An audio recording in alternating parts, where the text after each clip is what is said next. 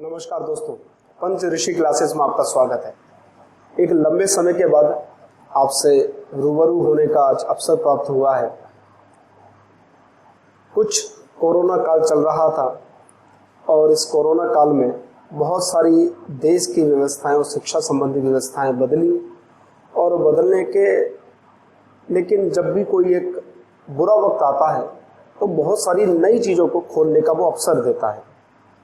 इसी अवसर के क्रम में ऑनलाइन टीचिंग एक माध्यम बना। हालांकि ऑनलाइन टीचिंग एक संपूर्ण शिक्षा नहीं कहलाती है, लेकिन फिर भी बुरे वक्त में साथ दिया गया और छात्रों ने अपने अनुसार इसका लाभ भी उठाया। उत्तर प्रदेश में बहुत सारी परीक्षाएं स्थगित हुई और निकट भविष्य में वो सारी की सारी वैकेंसी भी फुल होने वाली हैं। इसलिए सही समय है कि हम लोग एक संपूर्ण तैयारी कर सकें और संपूर्ण तैयारी के क्रम में आज से मैं आपको दो विषय लेकर चलूंगा, भारतीय राज्य व्यवस्था और भारत का इतिहास, जिसमें आपका एंशिएंट, मेडिवल और मॉडर्न तीनों होगा, लेकिन साथ में भारतीय राज्य व्यवस्था भी। रोज आपके लिए जो लेक्चर्स होंगे वो मिलते रहेंगे टाइम टू टाइम, समय के अनुसार।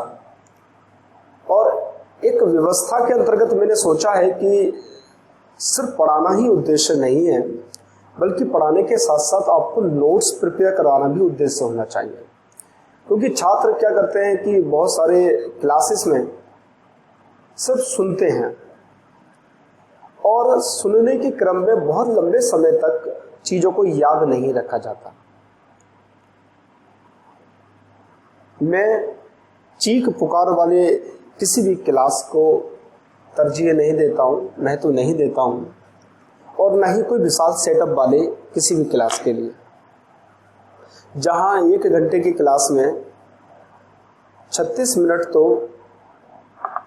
उस सेटअप की तारीफ या जो आपके कमेंट्स आते हैं उन्हीं को देखकर पढ़ते रहना, उसको ही जवाब देते रहना, कक्षा बाधित होती है। आप अगर एवरेज निकालिए उन सारी कक्षाओं का तो देखेंगे आपकी 15 से 20 मिनट ही सिर्फ पढ़ाई हो पाई है। बाकी समय तो हाँ जी नमस्कार इसमें ही गुजर जाता है। तो इस तरह की शिक्षा तो मुझे पसंद आती नहीं और ना ही मैं अपने छात्रों को कभी पढ़ाता हूँ। इसलिए आज से मैं अभी से आपको भारतीय राज्य व्यवस्था शुरू कर रहा हूँ और जल्दी ही आपके लिए इतिहास की जो लेक्चर्स होंगे वो भी आने शुरू हो जाएंगे। इसके साथ मैं जो व्यवस्था कर रहा हूँ कि आपको और विषय जैसे कि भूगोल हुआ, अर्थशास्त्र हुआ, साइंस हुआ, मैथ हुई, रीजनिंग हुई, साइंस में भी तीनों सेक्टर फिजिक्स, केमिस्ट्री और बायो, इन सबको भी लेकर चलने का प्रयास कर रहा हूँ। अभी मैं टीचर्स के लिए देख रहा हूँ और जल्दी ही आपके लिए उन सबकी क्लास भी मिलने प्रारंभ हो जाएंगे। तो आप लोग निरंतर जुड़े रहिएगा, आपको लगातार क्लास मिलती रहेंगी, कहीं कोई तकलीफ नहीं होगी। एक रजिस्टर बना लीजिएगा, भारतीय राज्य व्यवस्था उस पर लिख लीजिएगा और एक पर इतिहास लिख लीजिएगा। 2 रजिस्टर खरीद लीजिएगा और मेरे साथ आप लोग नोट्स भी बनाइएगा, साथ में समझिए भी, क्योंकि सिर्फ सुना हुआ लंबे समय तक टिक नहीं पाता। आप कितना दिन याद रख सकते हैं, है ना? इतने सारे विषय हैं, इतने सारे सब्जेक्ट हैं और इतने सारे चैनल हैं, कहाँ कहाँ आप किन किन को सुनेंगे और कितनी बातें याद रखेंगे। तो मेरा आपसे यही बस सजेशन है कि आप एक रजिस्टर खरीद लीजिएगा और उस पर मेरे साथ नोट्स भी बनाइएगा, साथ में हो हल्ला वाली क्लास से बचिएगा, ठीक है? तो आपके भविष्य के लिए मैं इतना ही कहना चाहूँगा। तो समय हम लोग बर्बाद नहीं करते हैं, अपना जल्दी ही क्लास को प्रारंभ करते हैं जिससे कि आप अधिकाधिक लाभ उठा सकें। तो ठीक है, तो हम लोग आज भारत के राज्य व्यवस्था को प्रारंभ कर रहे हैं। हालांकि भारत की राज्य व्यवस्था का जो प्रारंभ होता है वो संवैधानिक विकास के साथ प्रारंभ होता है। 1773 के रेगुलेटिंग एक्ट से लेकर 1947 के भारत स्वतंत्रता अधिनियम तक पढ़ाया जाता है पहले। लेकिन इस वाले पोर्शन को, इस वाले पार्ट को मैं इतिहास के साथ पढ़ाता हूँ, क्योंकि इतिहास के साथ समझने में आसानी रहती है। तो इस वाले पार्ट को मैं छोड़ देता हूँ। अक्सर भारतीय राज्य व्यवस्था में मैं इस वाले पार्ट को नहीं पढ़ाता, इसको इतिहास के साथ अपनी ऑफलाइन क्लास में पढ़ाता हूँ। वही मैं ऑनलाइन क्लास में भी वही ट्रेंड अपनाऊंगा, वही पढ़ाऊंगा। तो हम लोग पॉलिटी को प्रारंभ करते हैं संविधान सभा के साथ। तो संविधान सभा आप लोग शीर्षक डाल लीजिएगा, संविधान सभा आप लोग शीर्षक दे दीजिएगा, और फिर इसमें कुछ समझते चलते हैं और मैं आपको नोट्स बनवाता रहूंगा। और आप लोग रजिस्टर पर, अभी तो आप लोगों ने रजिस्टर खरीदा नहीं होगा क्योंकि पहली क्लास है, तो अभी तो आप किसी कागज या कहीं पर लिख लीजिएगा और फिर आप रजिस्टर लेकर आइएगा और इस चीज की समस्या को हम लोग फिर एक प्रॉपर रूप में नोट्स भी तैयार करते रहेंगे। ठीक है। तो भारत के अगर हम संविधान की बात करें तो संविधान में जो पहला पड़ाव आता है या प्रमुख पड़ाव आता है वो आता है कैबिनेट मिशन से।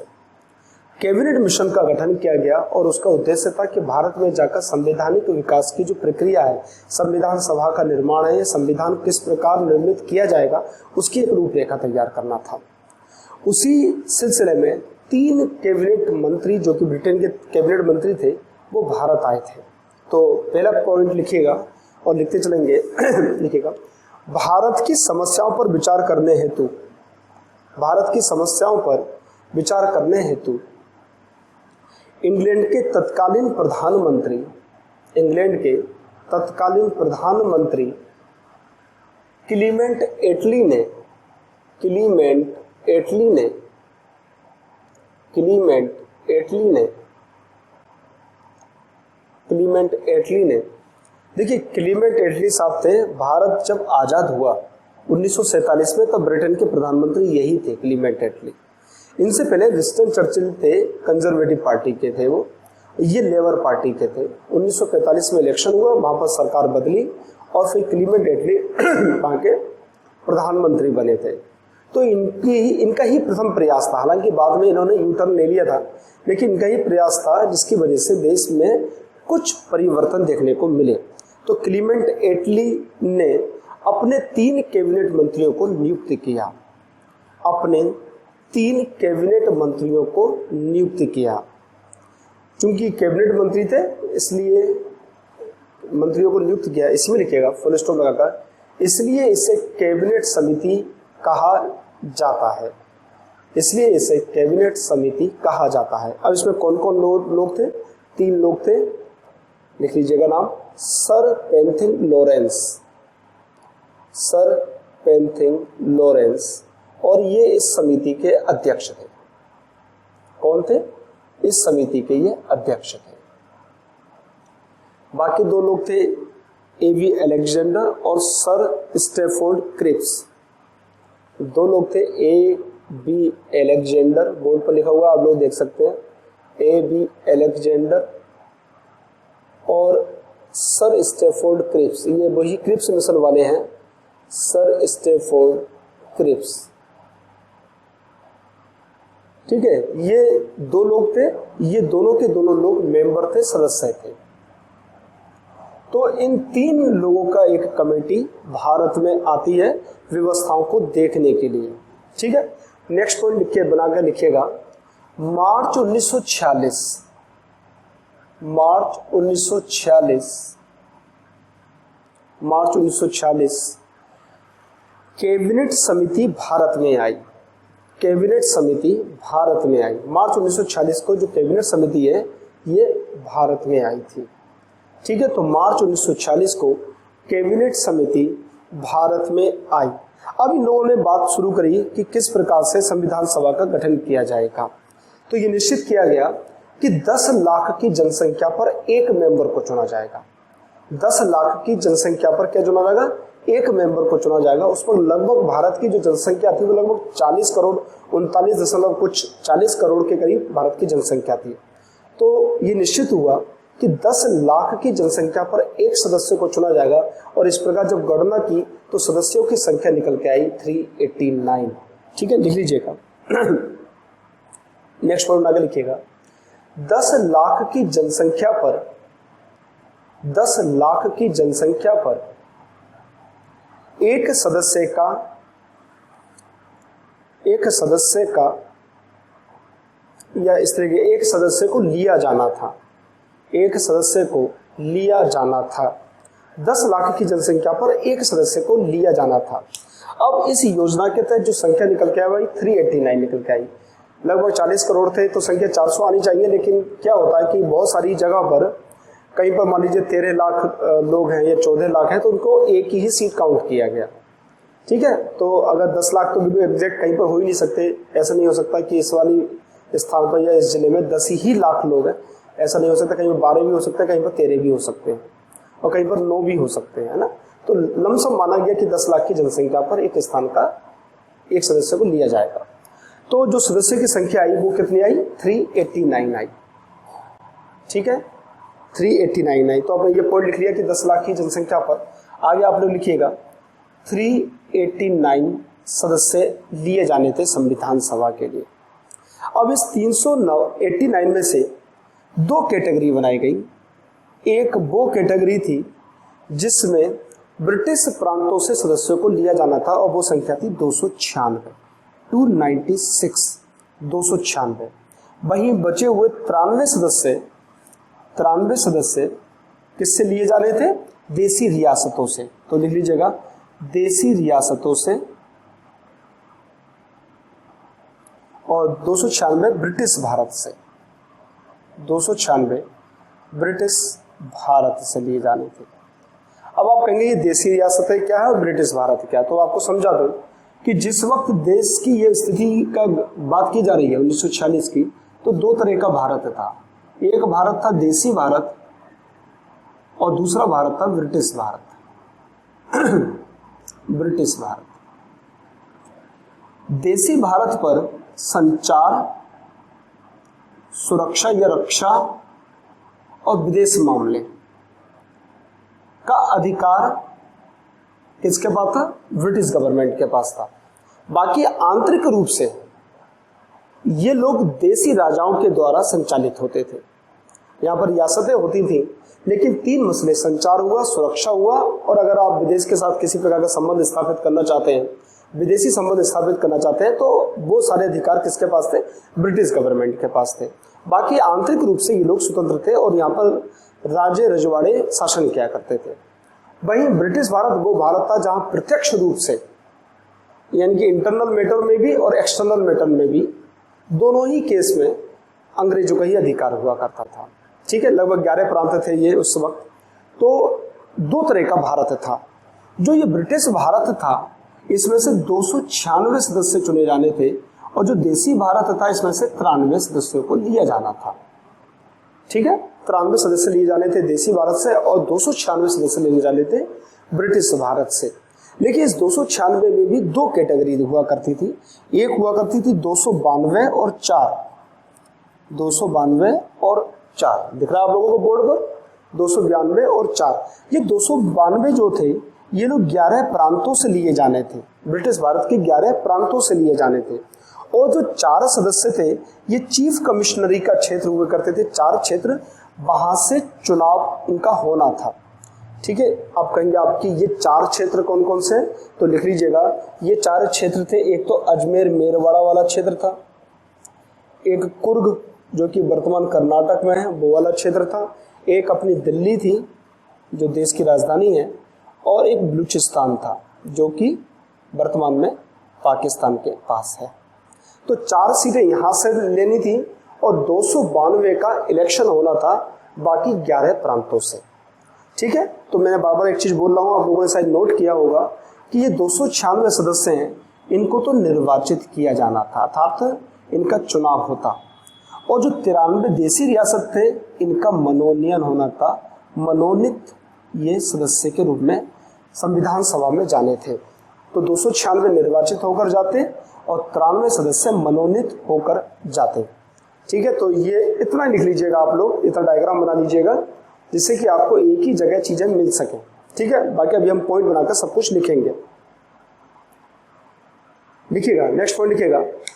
1895 में बाल गंगाधर तिलक ने अप्रत्यक्ष रूप से 1895 में बाल गंगाधर तिलक ने अप्रत्यक्ष रूप से संविधान सभा के गठन की मांग की। संविधान सभा के गठन की मांग की थी।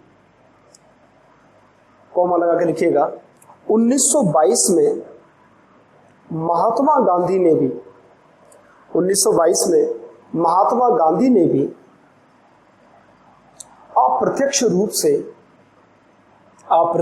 से संविधान सभा की मांग की। अभी प्रत्यक्ष रूप से बात नहीं की जा रही है, ना कांग्रेस के द्वारा ना नेताओं के द्वारा, अप्रत्यक्ष रूप से संविधान सभा की मांग की गई। ठीक है, अब प्रत्यक्ष रूप से भी बात आ जाती है, लिखेगा इसी में लिखेगा 1934 में स्वराज पार्टी के द्वारा, मोतीलाल नेहरू की पार्टी थी, 1934 में स्वराज पार्टी के द्वारा तथा 1935 में कांग्रेस के द्वारा संविधान सभा की मांग प्रत्यक्ष रूप से की गई। कांग्रेस के द्वारा संविधान सभा की मांग प्रत्यक्ष रूप से की गई 1934 में स्वराज पार्टी के द्वारा और 1935 में कांग्रेस पार्टी के द्वारा ये बात प्रत्यक्ष रूप से की गई। दो बातें यहां पर ध्यान रखना चाहिए। इन्होंने जो मांग की थी, कांग्रेस पार्टी ने, ये स्वराज पार्टी ने, इसके तहत इन्होंने ये मांग की गई थी कि वयस्क मताधिकार के आधार पर निर्वाचन होना चाहिए, ये चुनाव होने चाहिए वयस्क मताधिकार के आधार पर। ठीक है, अब प्रश्न पूछा जाएगा कि वयस्क मताधिकार होता क्या है। जैसे वर्तमान में आप लोग जानते हो कि यहाँ पर 18 वर्ष से ऊपर की आयु का कोई भी स्त्री पुरुष किसी भी जाति धर्म संप्रदाय का हो, वो वोट डालता है। लेकिन जिस वक्त हम लोग ये बात कर रहे हैं उस वक्त ये स्थिति नहीं थी। हालांकि 1937 से चुनाव होते चले आ रहे थे, लेकिन कहीं पर भी वयस्क मताधिकार नहीं था, एक आयु सेट नहीं थी कि इस आयु के ऊपर के सभी व्यक्ति स्त्री पुरुष वोट डालेंगे। बल्कि उस वक्त वोट डालने का जो तरीका हुआ करता था वो संपत्ति के आधार पर हुआ करता था। अर्थात व्यक्ति की इतनी संपत्ति होगी तभी वो चुनाव में खड़ा हो सकता है और इतनी संपत्ति होगी तभी वो वोट डाल सकता है। तो संपत्ति के आधार पर उस वक्त चुनाव में वोट डालने का अधिकार मिला था। वयस्क मताधिकार भारत में जब देश के प्रथम आम चुनाव हुए थे 1951-52 में, उस वक्त प्रदान किया गया था। उस वक्त 21 वर्ष की अवस्था हुआ करती थी कि 21 वर्ष से ऊपर का कोई भी स्त्री पुरुष कोई भी हो, किसी भी जाति धर्म संप्रदाय लिंग का हो, वो वोट डाल सकता है। लेकिन इससे पहले ये व्यवस्था नहीं थी। इन चुनावों में जो मैंने लिखवाया है, 1934 में स्वराज पार्टी के द्वारा, 1935 में कांग्रेस पार्टी के द्वारा निर्वाचन की जो मांग की गई है उसमें वयस्क मताधिकार के आधार पर मांग की गई थी। ये प्रश्न एक बार स्टेट में आ चुका है कि कांग्रेस पार्टी ने कब वयस्क मताधिकार के आधार पर चुनावों की बात की गई थी या संविधान सभा के गठन की बात की गई थी। तो 1935 के में कांग्रेस पार्टी ने इस तरह की मांग को उठाया था। ठीक है, तो लिख लीजिएगा, इसी में लिख लीजिएगा, इन चुनावों में वयस्क मताधिकार के आधार पर, इन चुनावों में वयस्क मताधिकार के आधार पर चुनने जाने की व्यवस्था की मांग की गई थी। चुनने जाने की व्यवस्था की मांग की गई थी। ठीक है, एक फैक्ट और आता है इसके संबंध में, लिख लीजिएगा, इसी में कंटिन्यूस करके लिख लीजिएगा। कम्युनिस्ट नेता M.N. रॉय, मानवेंद्र नाथ रॉय ने संविधान सभा के गठन की मांग की थी। संविधान सभा के गठन की मांग की थी। ठीक है, तो वयस्क मताधिकार के आधार पर की गई, M.N. रॉय ने की, स्वराज पार्टी के नेताओं ने की और कांग्रेस की तरफ से इस तरह की मांग उठी थी। ठीक है, लिखिएगा आप। अब इस पॉइंट को देख लेते हैं हम लोग, ये वाली पॉइंट को देख लेते हैं कि इनका निर्वाचन हुआ किससे था, किस प्रकार से इनका निर्वाचन हुआ। देखिए, 1945 में 1945 में प्रांतीय चुनाव हुए 1945 में, यानी कि एक तरह से मैं अगर वर्तमान कंडीशन की बात करूं तो विधानसभा का गठन हो गया ब्रिटिश प्रांतों में, विधानसभा का गठन हो गया। अब ये जो विधानसभा का गठन हुआ और विधानसभा के जो ये सदस्य थे, ये अपनों में से, ये विधानसभा के सदस्य इस संविधान सभा के सदस्यों का निर्वाचन करेंगे। यानी कि विधानसभा के सदस्यों ने किसका निर्वाचन किया? संविधान सभा के सदस्यों का। संविधान सभा के सदस्यों का इन्होंने क्या किया, निर्वाचन किया। अगर आपसे प्रश्न पूछा जाए कि क्या संविधान सभा के सदस्यों का प्रत्यक्ष निर्वाचन हुआ था या अप्रत्यक्ष निर्वाचन हुआ था, तो बड़ा स्पष्ट है, क्योंकि सीधे संविधान सभा के सदस्यों को जनता द्वारा नहीं चुना गया था, बल्कि संविधान सभा के सदस्यों को चुना गया था प्रांतीय विधानसभाओं के सदस्यों के द्वारा। अर्थात संविधान सभा के सदस्यों को जो चुनाव किया गया वो अप्रत्यक्ष रूप से किया गया था। संविधान सभा के ऊपर यह आरोप भी लगता है कि क्या संविधान सभा जनता की आकांक्षाओं को पूर्ति करती थी, या उसमें लिखा हुआ था, जैसे हमारी प्रस्तावना में लिखा हुआ है हम भारत के लोग, तो लोग बहुत सारी टिप्पणी करते हैं कि क्या प्रस्तावना में हम भारत के लोग लिखना उचित है या अनुचित है। क्योंकि इसके पीछे जो तर्क दिया जाता है वो तर्क ये दिया जाता है, क्योंकि संविधान सभा के सदस्यों का जो चुनाव हुआ था वो अप्रत्यक्ष रीति से हुआ था, अर्थात इनका चुनाव प्रांतीय विधानसभाओं के सदस्यों के द्वारा किया गया, प्रत्यक्ष जनता के द्वारा नहीं किया गया था। इसलिए भारत की प्रस्तावना में हम भारत के लोग लिखना अनुचित होता है। लेकिन इसके पीछे ये सिर्फ एक तर्क है और कुतर्क कहेंगे इसके लिए। इसके पीछे इसका फिर समाधिकरण भी करा जाता है, इसका समाधान भी किया जाता है, जो मैं जब प्रस्तावना होगा तो मैं समझाऊंगा कि इसका फिर जवाब क्या दिया जाता है। फिलहाल जो स्थिति है वो ये है कि संविधान सभा के सदस्यों को जो चुनाव हुआ था वो अप्रत्यक्ष रीति से हुआ था, प्रत्यक्ष रीति से नहीं हुआ था। इनका चुनाव प्रांतीय विधानसभा के सदस्यों के द्वारा किया गया था। तो आप लोगों ने ये लिख लीजिएगा, संविधान सभा के सदस्यों का चुनाव ब्रिटिश भारत की बात कर रहे हैं हम, क्योंकि देसी भारत के जो सदस्य गए हैं वो मनोनयन के आधार पर गए थे, उनका कोई भी चुनाव, कोई भी निर्वाचन नहीं हुआ था। ठीक है, तो निर्वाचन की शर्त लिखिएगा, संविधान सभा के सदस्यों का चुनाव प्रांतीय विधानसभा के सदस्यों के द्वारा किया गया था, प्रांतीय विधानसभा के सदस्यों के द्वारा किया गया था। अतः ये एक अप्रत्यक्ष निर्वाचन है, अतः यह एक अप्रत्यक्ष निर्वाचन है। ठीक है, तो मेरी इतनी बात आप लोगों को समझ में आई होगी। तो अप्रत्यक्ष रीति के द्वारा किया गया था। हम लोगों ने डायग्राम में ये मनोनीत लिख लिया ना, लिख लीजिएगा, क्योंकि मैं इसको पॉइंट बनाकर नहीं लिख रहा हूँ, तो यहाँ पर ही आप मनोनीत लिख लीजिएगा। यानी कि 93 सदस्यों को मनोनयन के आधार पर संविधान सभा में लिया गया था।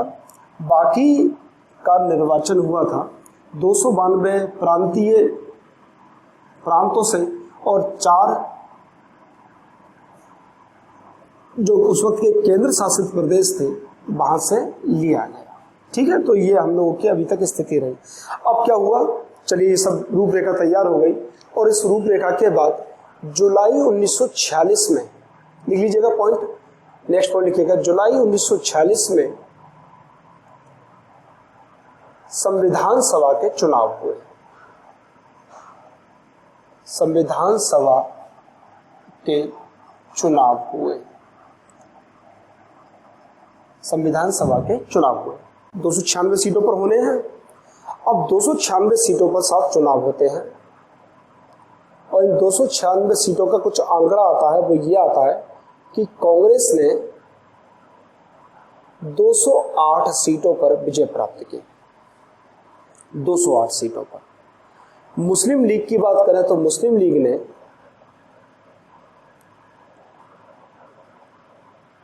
73 सीटों पर विजय प्राप्त की, 73 सीटों पर विजय प्राप्त की थी। ठीक है, अगर महिलाओं की बात करें कि कितनी महिलाएं पहुंची संविधान सभा में, तो महिलाओं की संख्या बताई जाती है 15।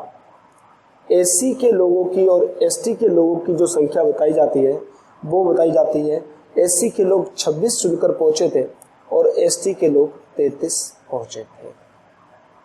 ठीक है, तो महिलाएं 15 थी, एससी के लोग 26 थे, एसटी के लोग 33 थे, मुस्लिम लीग के 73 सदस्य और कांग्रेस के 208 सदस्य वहां पर जीतकर पहुंचे थे।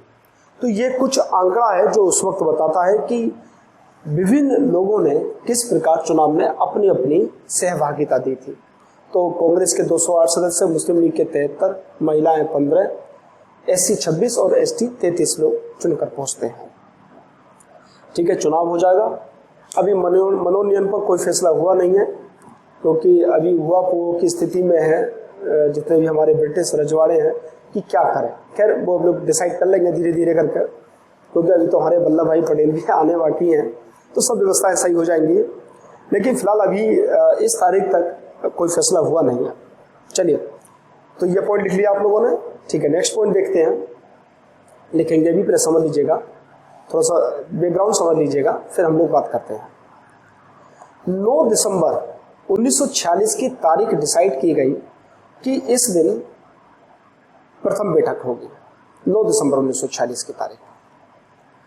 मुस्लिम लीग को सिर्फ 73 सीटें मिली, तो मुस्लिम लीग इसका विरोध कर रही थी। साथ में पाकिस्तान की मांग नहीं मानी गई थी अभी तक, इसलिए वो उसका भी विरोध कर रही थी। तो मुस्लिम लीग ने क्या किया, इस बैठक का यानी 9 दिसंबर 1946 वाली बैठक का बहिष्कार कर दिया कि हम इसमें भाग नहीं लेंगे। घोषणा कर दी कि हम इसमें भाग नहीं लेंगे। चिंता का विषय भारतीय नेताओं के लिए कि जैसे तैसे तो संविधान सभा का गठन हुआ, देश की आज़ादी के लिए कोई कदम उठाया जा रहा है और सब एक धड़ा पूरा विरोध कर रहा है। मुस्लिम लीग ने साफ मना कर दिया कि हम इस सभा में, इस मीटिंग में हिस्सा नहीं लेंगे। उधर क्लीमेंट एटली ने यू टर्न लिया। क्लीमेंट एटली साहब अभी तक बढ़ चढ़ का हिस्सा ले रहे थे और फॉरवर्ड फॉर्म में अपना रोल अदा कर रहे थे। उन्होंने यू टर्न ले लिया। उन्होंने कहा कि साहब, अगर मुस्लिम लीग इस बैठक में हिस्सा नहीं लेती है तो हम इसको मान्यता प्रदान नहीं करेंगे, यानी कि इस बैठक को हम संवैधानिक रूप से मान्यता प्रदान नहीं करेंगे। जो मुख्य लोग थे संविधान सभा के, जवाहरलाल नेहरू जी हो गए, अंबेडकर साहब हो गए, है ना, मौलाना आज़ाद हो गए, डॉक्टर राजेंद्र प्रसाद हो गए, तो ये लोग जो लोग थे बड़े चिंता में हो गए कि क्या किया जाए। अब फैसला हुआ, मीटिंग होगी, जो हिस्सा लेना चाहे ले, जो हिस्सा ना लेना चाहे ना ले। आखिरकार वही हुआ कि 9 दिसंबर 1946 को पहली बैठक होती है और मुस्लिम लीग उसका बायकॉट कर देती है, उसमें हिस्सा नहीं लेती है। लिखिए, पॉइंट लिखिएगा। 9 दिसंबर 1946 की तिथि प्रथम बैठक के लिए निश्चित की गई। प्रथम बैठक के लिए निश्चित की गई। प्रथम बैठक के लिए निश्चित की गई। मुस्लिम लीग ने इसमें भाग लेने से मना कर दिया। मुस्लिम लीग ने इसमें भाग लेने से मना कर दिया। जिन्ना साहब ने मना कर दिया। नेक्स्ट पॉइंट लिखिएगा। 6 दिसंबर 1946 को, 6 दिसंबर 1946 को, 3 दिन पहले 6 दिसंबर 1946 को क्लीमेंट एटली ने घोषणा की कि क्लीमेंट एटली ने घोषणा की कि यदि मुस्लिम लीग इस बैठक में हिस्सा नहीं लेती है, इस बैठक में हिस्सा नहीं लेती है, तो ब्रिटिश सरकार इस बैठक को अस्वीकार कर देगी। तो ब्रिटिश सरकार इस बैठक को अस्वीकार कर देगी। वो कह रहे हम इसको मान्यता प्रदान नहीं करेंगे। मत करो साहब, तुम कौन होते हो? अब तो हम संप्रभु संविधान सभा बनने वाली है, तो आपका हम ज़्यादा रोल अदा नहीं कर लेंगे नहीं। तो इन लोगों ने कहा ठीक है, मत दो या मत दो, हम बैठक करेंगे। देखिएगा, नेक्स्ट पॉइंट लिखिएगा। 9 दिसंबर 1946 को पहली बैठक होती है। 9 दिसंबर 1946 को पहली बैठक होती है।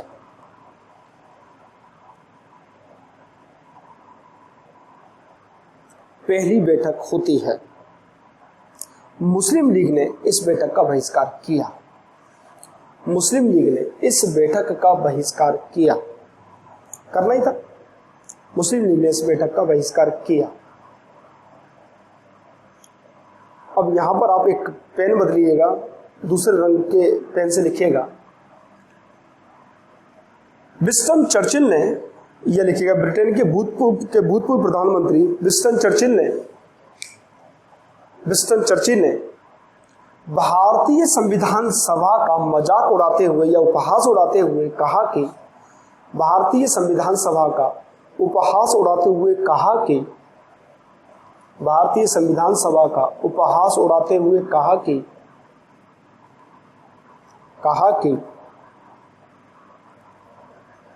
संविधान सभा एक ऐसे विभाग की तरह है, संविधान सभा एक ऐसे विभाग की तरह है, संविधान सभा एक ऐसे विभाग की तरह है जिसकी दुल्हन ही गायब हो, जिसकी दुल्हन ही गायब हो। तो कहते हैं कि बेमेल विवाह है ना, कि दुल्हन ही गायब है, एक ऐसे विवाह की तरह संविधान सभा का गठन कर लिया गया। तो विंस्टन चर्चिल ने कहा कि संविधान सभा एक ऐसे विभाग की तरह है जिसकी दुल्हन ही गायब हो। खैर, सबके अपने अपने वक्तव्य है। विरोध किया, उपहास बनाया, मजाक बनाया, हंसी के पात्र बनाने की कोशिश की, लेकिन 9 दिसंबर 1946 को पहली बैठक होती है। अब 9 दिसंबर 1946 को पहली बैठक में क्या किया गया देखते हैं। लिखिएगा, नेक्स्ट पॉइंट बना के लिखिएगा। 9 दिसंबर 1946 की पहली बैठक में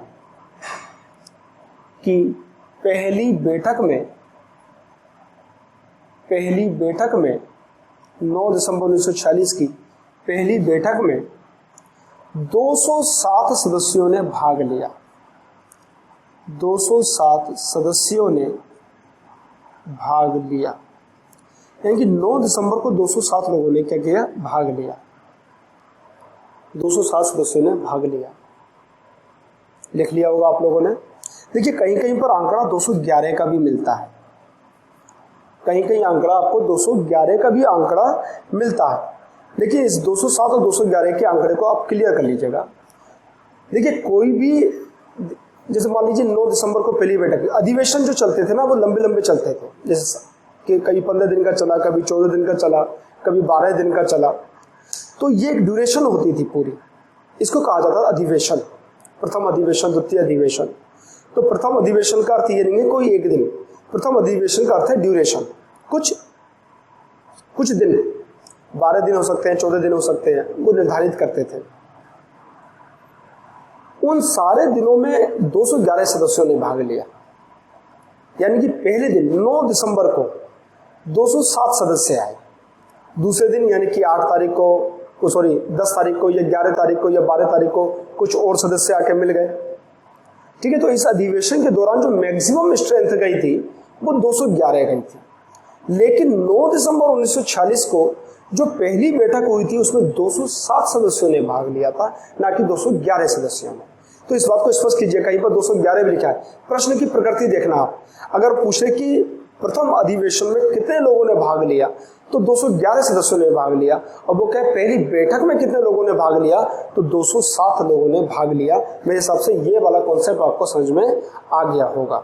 ठीक है, तो 207 211 में आप कंफ्यूज मत होइएगा, दोनों चीजें अलग अलग हैं। 211 प्रथम अधिवेशन के दौरान, 211 प्रथम अधिवेशन के दौरान, और 207 जो आंकड़ा आता है ये 207 का आंकड़ा आ रहा है पहले दिन, यानी कि 9 दिसंबर 1946 को पहली बैठक में। क्लियर है? तो लिख लीजिएगा, तो 9 दिसंबर 1946 की पहली बैठक में 207 सदस्यों ने भाग लिया। वहीं प्रथम अधिवेशन में 211 सदस्यों ने भाग लिया। वहीं प्रथम अधिवेशन में 211 सदस्यों ने भाग लिया।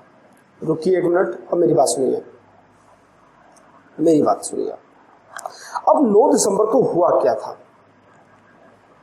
9 दिसंबर की पहली बैठक में सबसे पहले जेबी कृपलानी साहब खड़े होते हैं, और जेबी कृपलानी साहब कहते हैं कि बैठक के संचालन के लिए एक अध्यक्ष की आवश्यकता है, और मैं, यानी कि जेबी कृपलानी, मैं एक अस्थायी अध्यक्ष के लिए, एक अस्थायी अध्यक्ष के पद के लिए डॉक्टर सच्चिदानंद सिन्हा के नाम का प्रस्ताव प्रस्तुत करता हूं। तो प्रथम बार जो किसी ने कुछ बोला, प्रथम वक्ता कह सकते हैं बैठक में, प्रथम वक्ता जो थे वो जेबी कृपलानी साहब थे।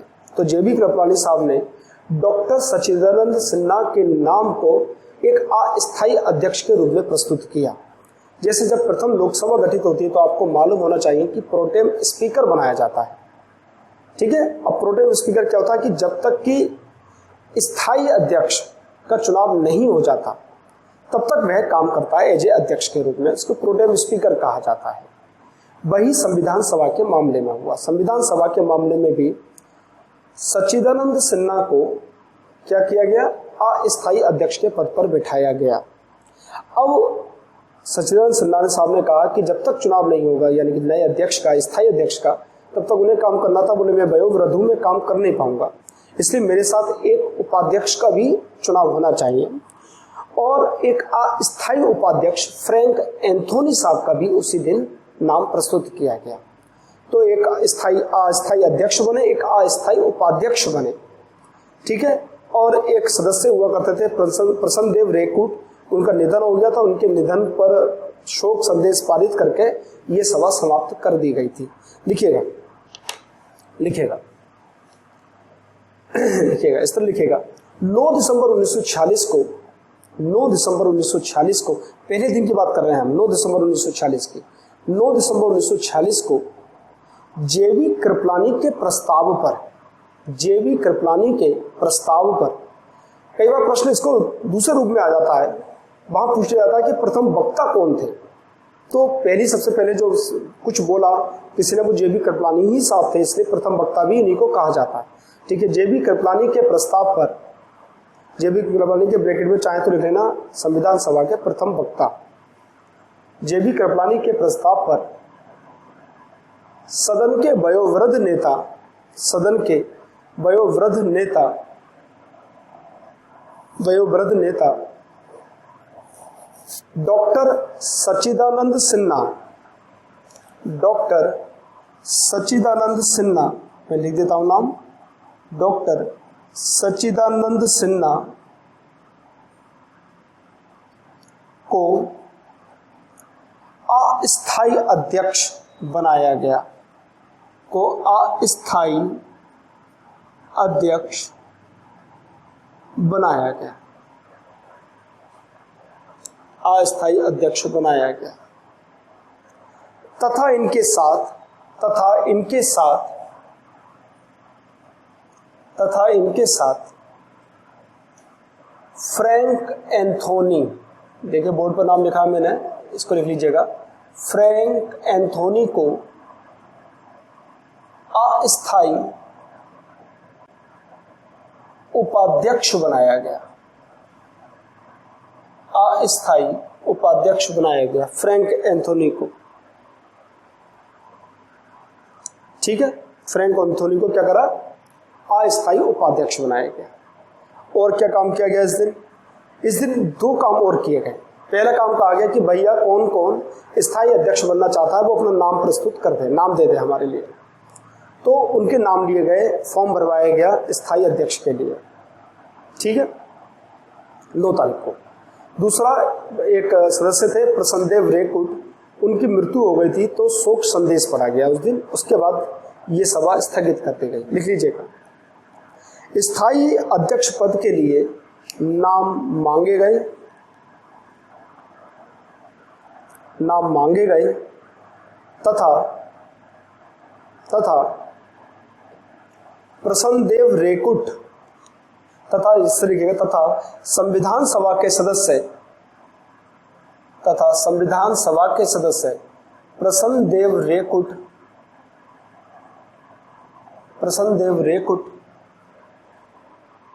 के निधन पर शोक संदेश पढ़ा गया, के निधन पर शोक संदेश पढ़ा गया, के निधन पर शोक संदेश पढ़ा गया, के निधन पर शोक संदेश पढ़ा गया, ठीक है। तो पहले दिन यही काम हुआ, एक अस्थायी अध्यक्ष बनाया गया, एक अस्थायी उपाध्यक्ष बनाया गया, नाम लिए गए कि भैया कौन को स्थायी अध्यक्ष बनना चाहता है, उनके नाम लिए गए। उसके बाद प्रसन्न देव रेकुट, इनकी निधन हो गया था तो शोक संदेश पढ़ा जाना था, वो पढ़ा और मीटिंग डिसमिस, ठीक है, सही है भैया। अब अगले दिन यानी कि 10 दिसंबर को, 10 दिसंबर को क्या होगा, स्थायी अध्यक्ष का चुनाव होगा। लिखिएगा 10 दिसंबर को, नेक्स्ट पॉइंट बना के लिखिएगा, 10 दिसंबर 1946 को, 10 दिसंबर 1946 को संविधान सभा के नए, संविधान सभा के स्थायी सदस्य का चुनाव हुआ, संविधान सभा के स्थायी सदस्य का चुनाव हुआ, संविधान सभा के स्थायी सदस्य का चुनाव हुआ। ठीक है, तो चुनाव हो गया 10 तारीख के लिए, अनाउंस होगा 11 तारीख के लिए। ठीक है, तो लिखिएगा, नेक्स्ट पॉइंट लिखिएगा, 11 दिसंबर 1946 को 11 दिसंबर 1946 को डॉक्टर राजेंद्र प्रसाद को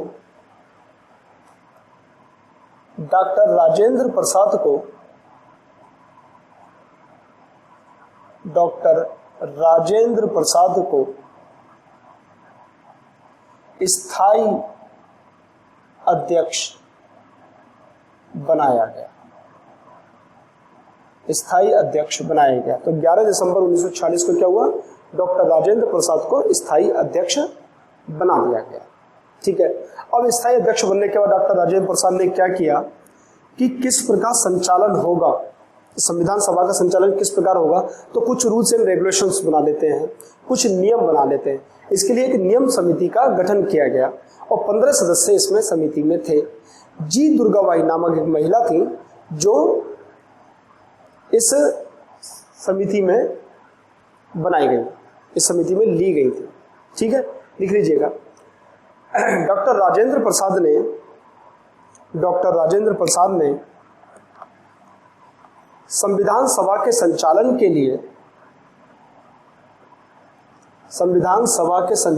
लिए एक 15 सदस्यीय नियम समिति का गठन किया। एक 15 सदस्यीय नियम समिति का गठन किया।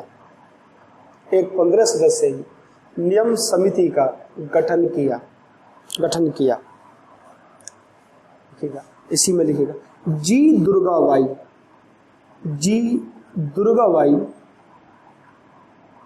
दुर्गाबाई इस समिति की एकमात्र महिला सदस्य थी। इस समिति की एकमात्र महिला सदस्य थी। जी दुर्गाबाई इस समिति की एकमात्र महिला सदस्य थी। एकमात्र महिला सदस्य थी।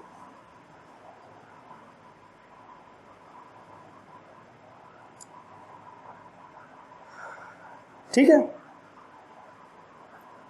तो नियम समिति बन गई, अब काम होना शुरू होगा। ठीक है, एक चीज बता दूंगा आपके लिए, जो 15 महिलाएं चुनी गई थी उसमें एक मुस्लिम महिला भी थी, बेगम अयाज रसूल बेग। ये एकमात्र मुस्लिम महिला थी जो कि संविधान सभा में पहुंची थी। तो चाहे कहीं पर लिख लीजिएगा, संविधान सभा में एकमात्र मुस्लिम महिला अयाज रसूल बेग थी। अयाज रसूल बेग थी। ठीक है, एकमात्र मुस्लिम महिला थी जो संविधान सभा में थी। चलिए, तो यहां तक बात हो गई हमारी। नेक्स्ट पॉइंट लिखिएगा, नेक्स्ट पॉइंट समझते हैं। अब 12 तारीख को कुछ नहीं हुआ, 13 तारीख को फिर समिति बैठी और इस दिन पंडित जवाहरलाल नेहरू ने उद्देश्य प्रस्ताव रखा कि संविधान सभा का उद्देश्य है क्या। तो उद्देश्य प्रस्ताव प्रस्तुत किया गया, लेकिन इसको पारित नहीं किया गया। कारण था कि 2 लोग थे जो इसके विरोध में खड़े हो गए थे। एक तो हिंदू महासभा के MR जयकर साहब थे और दूसरे व्यक्ति थे डॉक्टर अंबेडकर साहब। इन्होंने कहा कि उद्देश्य प्रस्ताव अभी प्रस्तुत नहीं किया जाना चाहिए।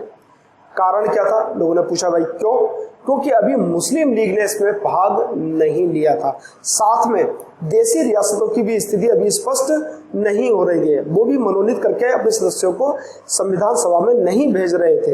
इसलिए उन्होंने कहा कि अभी कुछ दिन और इंतजार करने के बाद जब ये सब लोग शामिल हो जाएं तब हमको उद्देश्य प्रस्ताव को प्रस्तुत करना चाहिए। लिख लीजिएगा, 13 दिसंबर 1946 को पंडित जवाहरलाल नेहरू के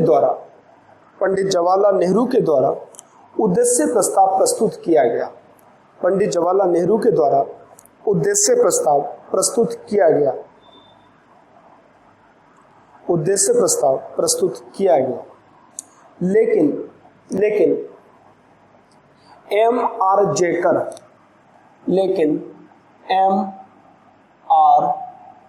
जेकर बोर्ड पे लिखा हुआ देख लीजिएगा, तथा डॉक्टर अंबेडकर के विरोध के कारण डॉक्टर अंबेडकर के विरोध के कारण इसे पारित नहीं किया गया, इसे पारित नहीं किया गया, इसे पारित नहीं किया गया।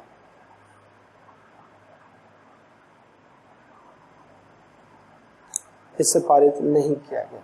ठीक है, तो इन दोनों ने विरोध किया, इस कारण से ये पारित नहीं हो पाया।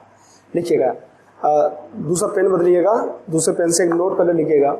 22 जनवरी 1947, 22 जनवरी 1947 को 22 जनवरी 1947 को इस उद्देश्य प्रस्ताव को पारित किया गया, इस उद्देश्य प्रस्ताव को पारित किया गया 22 जनवरी 1947 को, 22 जनवरी 1947 को इस उद्देश्य प्रस्ताव को पारित किया गया। देखिए, भारत के संविधान की जो प्रस्तावना है वो इसी उद्देश्य प्रस्ताव पर आधारित है, इसलिए भारत के संविधान की प्रस्तावना को उद्देशिका भी कहा जाता है। ठीक है, क्योंकि वो इसी उद्देश्य प्रस्ताव पर पारित है। देखिए, आपको इस बात की जानकारी होगी, और अगर नहीं है तो आपको बड़ा आश्चर्य होगा कि जो बड़े बड़े नेता थे, जैसे उस वक्त बड़े बड़े नेता मोहम्मद अली जिन्ना हुए, महात्मा गांधी हुए, जयप्रकाश नारायण हो गए, ये बड़े बड़े जो नेता थे, बड़े बड़े लीडर थे, ये संविधान सभा के सदस्य नहीं थे। तो कई बार आरोप लगता है कि संविधान सभा में गांधीवादी विचारधारा को सम्मिलित नहीं किया गया इस भारत के संविधान में। देखिए, हम बहुत सारे नीति निर्देशक तत्वों को देखेंगे कि जहां पर गांधीवादी विचारधारा का पूरा कंट्रोल है। ठीक है, अब नेक्स्ट पॉइंट लिखिएगा, लिखिएगा sir B N Rau, sir B N Rau, sir B N Rau संविधान सभा के, संविधान सभा के, देखिए सर बी एन राव संविधान सभा के, sir B N Rau, sir B N Rau संविधान सभा के संवैधानिक सलाहकार थे, संवैधानिक सलाहकार थे, सलाहकार थे। सर बी एन राव संवैधानिक सलाहकार थे। देखिए, सर बी एन राव साहब संविधान सभा के सदस्य नहीं थे। इन्होंने अपनी तरफ से आकर डॉक्टर राजेंद्र प्रसाद से कहा कि मैं भी कुछ अपना योगदान देना चाहता हूँ। बहुत बड़े आईसीएस ऑफिसर थे उस वक्त, ये इंडियन सिविल सर्विस के ये अधिकारी हुआ करते थे, और जो बर्मा का संविधान लिखा है वो भी इन्हीं के ही प्रारूप पर लिखा गया है, और अंतर्राष्ट्रीय न्यायालय में भी ये न्यायाधीश रह चुके हैं। तो बड़ी हस्ती थे बी एन राव साहब, अंतर्राष्ट्रीय न्यायालय में न्यायाधीश भी थे, आईसीएस ऑफिसर भी रहे थे। इसके अलावा इन्होंने बर्मा का भी संविधान लिखा है। तो बड़े व्यक्ति थे सर बी एन राव। इसमें लिखेगा सर बी एन राव संवैधानिक सलाहकार थे। दूसरे लिखेगा जबकि एच वी आर अयंगर, जबकि H B R Iyengar, H B R Iyengar संविधान सभा के सचिव थे, संविधान सभा के सचिव थे। जबकि एच बी आर अयंगर संविधान सभा के सचिव थे। तो सर बी एन राव संवैधानिक सलाहकार थे और एच बी आर अयंगर कौन थे? संविधान सभा के सचिव रहे थे। ठीक है, अब बात कर लेते हैं थोड़ा डॉक्टर अंबेडकर की बात। डॉक्टर अंबेडकर साहब संविधान सभा में बंगाल से पहुंचे थे मुस्लिम लीग की मदद से। एक जगह था जैसुर कुलना, बंगाल में एक स्थान था जैसुर कुलना, वहां से निर्वाचित होकर पहुंचे थे संविधान सभा में। लेकिन जब 15 अगस्त 1947 को देश का विभाजन हुआ तो जैसुर कुलना चला गया पूर्वी पाकिस्तान में, जो वर्तमान का बांग्लादेश है, 1971 में बना था। तो जैसुर कुलना वाला क्षेत्र जिससे डॉक्टर अंबेडकर निर्वाचित होकर संविधान सभा पहुंचे थे मुस्लिम लीग की मदद से, तो वो स्थान खाली हो गया, वो चला गया पूर्वी बंगाल में, पूर्वी पाकिस्तान में। तो उनकी सीट भी चली गई पूर्वी पाकिस्तान में और वो संविधान सभा के फिर सदस्य नहीं रहे। लेकिन उनकी योग्यता को देखते हुए यह आवश्यक था कि उनको संविधान सभा में रखा जाए। तो अब क्या किया जाए? तो डॉक्टर राजेंद्र प्रसाद ने उस वक्त बम्बई के जो प्रधानमंत्री होते थे, मुख्यमंत्री को प्रधानमंत्री कहा जाता था उस समय, बी आर खेर, उनको फ़ोन किया और कहा कि भाई कुछ कीजिएगा। तो डॉक्टर अंबेडकर ने के लिए एम.आर. जेकर ने अपनी बम्बई की सीट खाली की और कांग्रेस की मदद से कांग्रेस की सीट पर चुनाव लड़के डॉक्टर अंबेडकर पुनः संविधान सभा में पहुंचते हैं। ठीक है, लिखिए, इस बात को लिखिएगा। डॉक्टर अंबेडकर प्रारंभ में संविधान सभा के लिए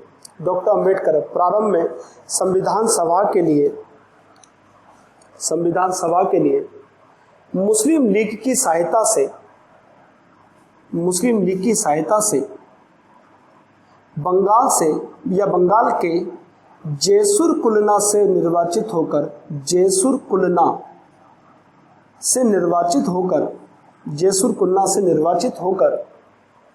संविधान सभा में पहुंचे थे।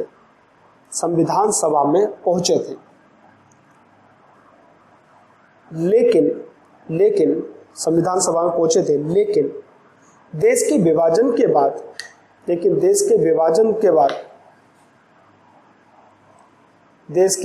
के बाद ये स्थान पूर्वी पाकिस्तान में चला गया और संविधान सभा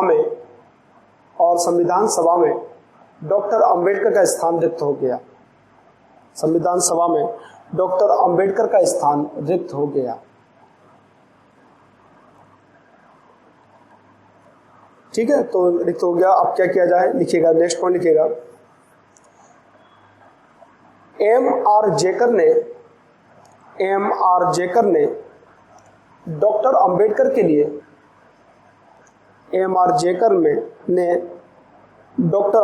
लिए अपनी सीट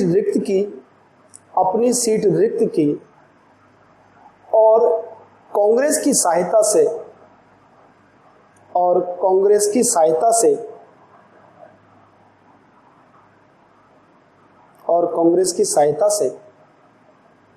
डॉक्टर अंबेडकर संविधान सभा पहुंचे। ठीक है, तो हम लोगों ने यहां तक बात कर ली कि संविधान सभा किस तरह अपने कार्य को प्रारंभ करती है और कार्य करना प्रारंभ शुरू हो जाता है। अभी आप लोग रजिस्टर लेकर नहीं आए होंगे तो रजिस्टर ले लीजिएगा, पूरे नोट्स में आपको प्रिपेयर कराऊंगा। इसी प्रकार से समझाते हुए लिखवाते हुए दोनों ही काम एक साथ चलते रहेंगे।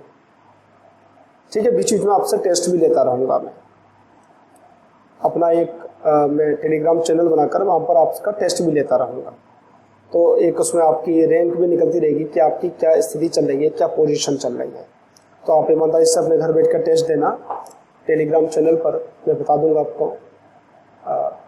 उसके माध्यम से फिर आप अपना टेस्ट को अपने आप का मूल्यांकन भी कर सकते हैं। तो कल फिर क्लास हमारी इससे आगे होगी और आप लोग एक रजिस्टर ले लीजिएगा और उसको लिखना शुरू कर दीजिएगा। तो लगातार आप टच में रहिएगा पंचऋषि क्लासेस के, और इसके माध्यम से कोशिश रहेगी कि आपको एक नोट्स तैयार करवाए जाएं और पूरी बात समझाई जाए कि बात है क्या। शोर शराबे से दूर रहते हुए हो अल्लाह से, है ना। तो क्योंकि लगभग आधा समय तो उसमें जी नमस्कार में ही गुजर जाता है, वो सब हमारे यहाँ नहीं होगा। ठीक है, तो आपको लगातार क्लास मिलती रहेगी, आप लोग जुड़े रहिएगा पंचऋषि क्लासेस से, और विभिन्न सब्जेक्ट की आपके लिए यहाँ पर क्लास उपलब्ध रहेगी।